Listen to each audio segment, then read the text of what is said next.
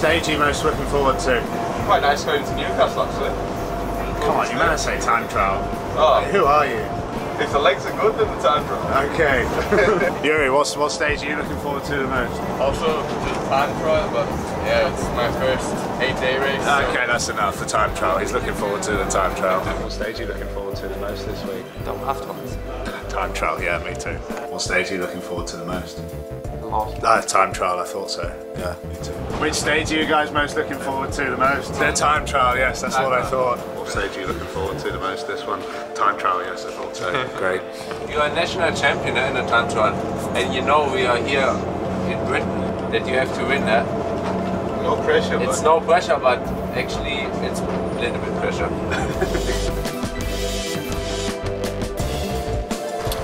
Okay, Tour of Britain. We're in sunny-ish Glasgow. We've got a lot of guys here going for GC in my team. Here we got a nice team. Niels,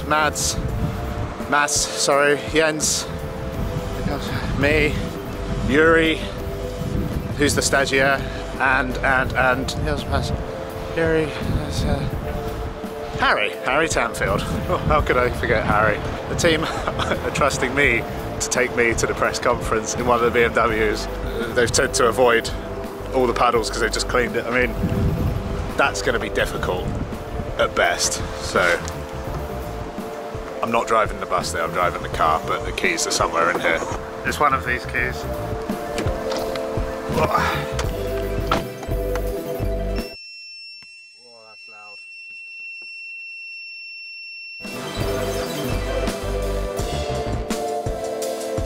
Don't quite have a setup like that though.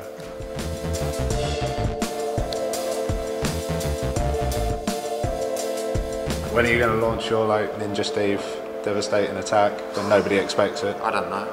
We never know. We just feel it, you know, and then it happens. When it's hard, try and go a bit harder, and that's normally a good moment. Genius. Absolute genius. I understand cycling now.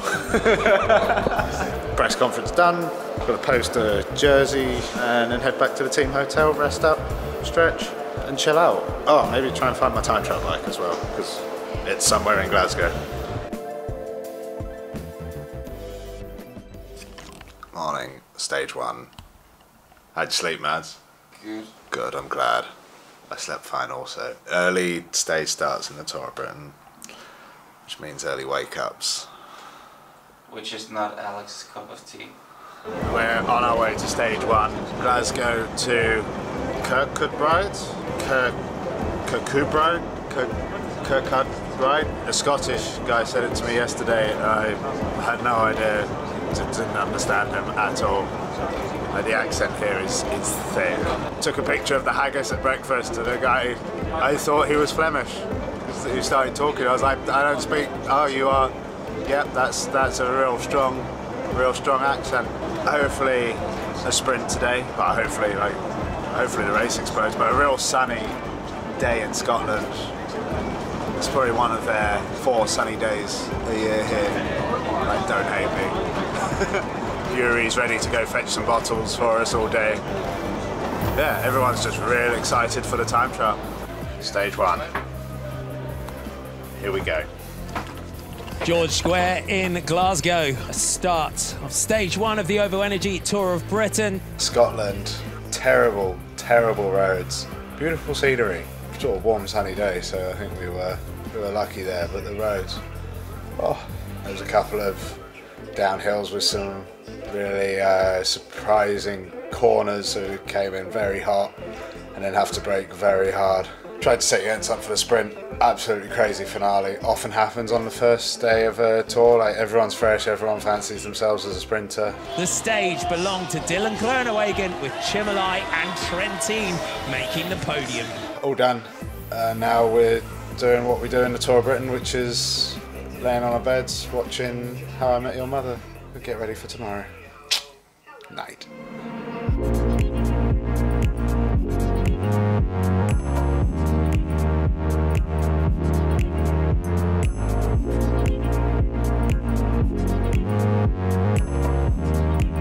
Last climb of the day with about between 25 and 20k to go. It was a bit of a brute, 5 minutes, and it took 500 watts for me to sort of maintain position in the bunch. It was the final climb of the day. Dingleton, 2.4 kilometres in length. Pavel Sivakov went on the attack, and Dylan Groenewegen was starting to be distanced. Niels and I left in the front, and we're sort of like, what do we do? Do I want to sprint? Probably not. Still don't fancy my chances as a sprinter against just about anyone. 3Ks ago, I saw Israel and Mitchelton were like looking, nobody wanted to take it on for the sprint. Neither of them did, so I was like, boom, now's the time. And Steve Cummings went, but then everyone knows if Steve Cummings goes, it's a good time, so they shut him down immediately, and I just slipped straight through the middle and I was off.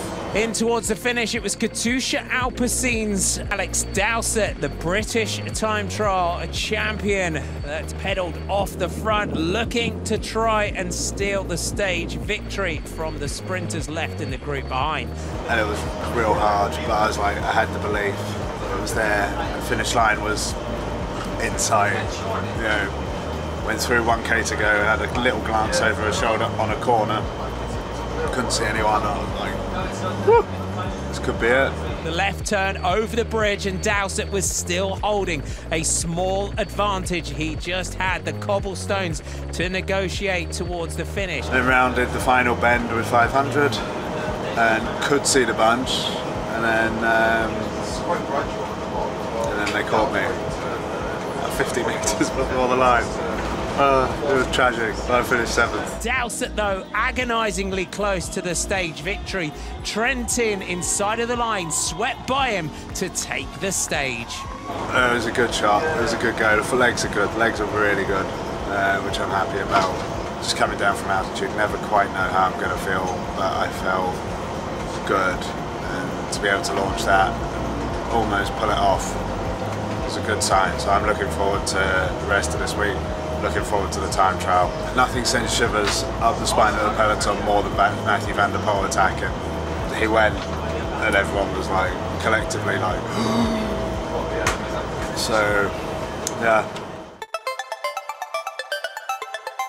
It's a Monday morning. We're on our way to work. Encountered Monday morning traffic. We have suffered 2 tragedies this morning. The first is Mads Schmidt. Unfortunately, he is suffering a knee problem and will not be taking the start, so we are down to just 5 men, 5 warriors, 5 knights of the cycling world. Arguably, the greater tragedy, we lost our coffee machine. Sorry, just the odds are stacked against us, but we will continue to fight.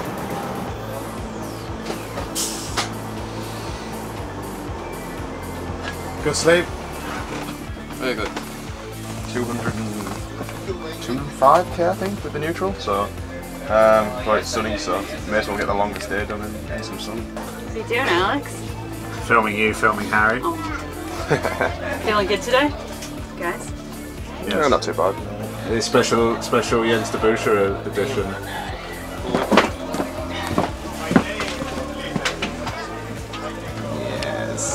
Marygate in Berwick upon Tweed, the venue for the start of stage 3 of the OVO Energy Tour of Britain, taking the riders 183.2 kilometres through Northumberland North Tyneside before the finish in the city of Newcastle. Early on, break had a 3.5 minute gap. Break had Harry in there. Suddenly it went straight down to 2.5 minutes like that because breakaway stopped over a level crossing, a train crossing. Then later on in the race, we stop at a level crossing. This is with 60 or 70k to go, albeit for longer than a minute, like a good 10, 15 minutes. I can find out and put it down below. As they went across the level crossing, the gates came down. The breakaway had got through, but a portion of the peloton behind had not. The decision was taken to neutralise the race. The breakaway was stopped, as was the peloton.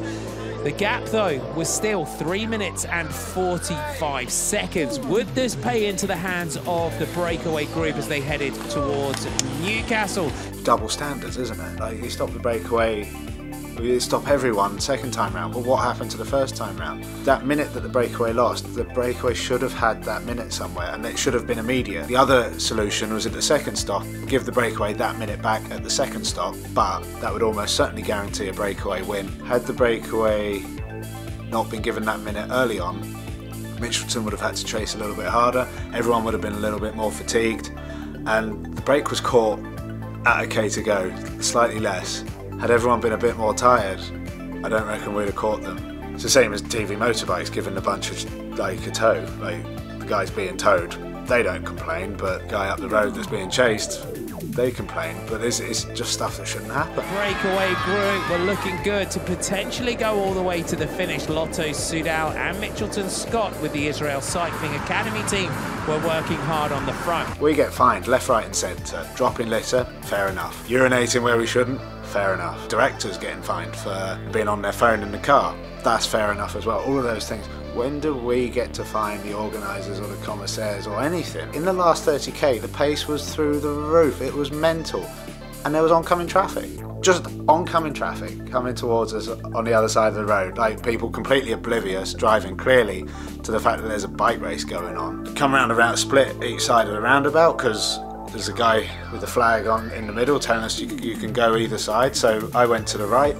And then there's just cars stood still on the roundabout that we're having to then weave round. It's meant to be a professional bike race, and this isn't just a Tour of Britain. Like ZLM Tour, we dealt with oncoming traffic. Like Mike Toynerson and I have a running joke that everything we do, still not as dangerous as ZLM Tour. 5 kilometres to go and it was still touch and go. Could the breakaway stay all the way to the finish? The climb up Grey Street in Newcastle awaited the riders. I felt for Harry and all the boys in the break because it was kind of a missed opportunity. Had there been no stoppages, for sure they'd have been caught, but there were 2 stoppages and a minute was lost for the breakaway that wasn't then returned, and that's not cool. It was now down to a sprint. The breakaway was swept up in sight of the final turn towards the line. From my own point of view, the final was mental. I was in position, then I wasn't, then I moved back up, and it was an uphill sprint, and an 8-second gap was given 5 places ahead of me, which is really frustrating because you can't afford to lose 8 seconds in this race at any point. As they turned though, it was Jumbo-Visma again, and Dylan Groenewegen, a rider that many thought could not win the stage up Grey Street, came through towards the front. Dylan Groenewegen came clear to take the stage victory. Mathieu van der Poel was closing but not fast enough. A bit disappointing, but tomorrow's a new day. Tomorrow's the GC day, or one of I think 2 or 3 GC days, so we'll see what happens. Hopefully there'll be a few more tired legs, because I'm still feeling good. Spirits are good. Yuri was, despite him looking absolutely wrecked this morning, Yuri was superb today, keeping us out of trouble from sort of 50k to go. Anyway, that will wrap up this video from the first 3 days of the Tour of Britain. Hopefully the next 5 days are going to be better. Just looking forward to that time trial. Get the stripes back. Anyway, catch you later.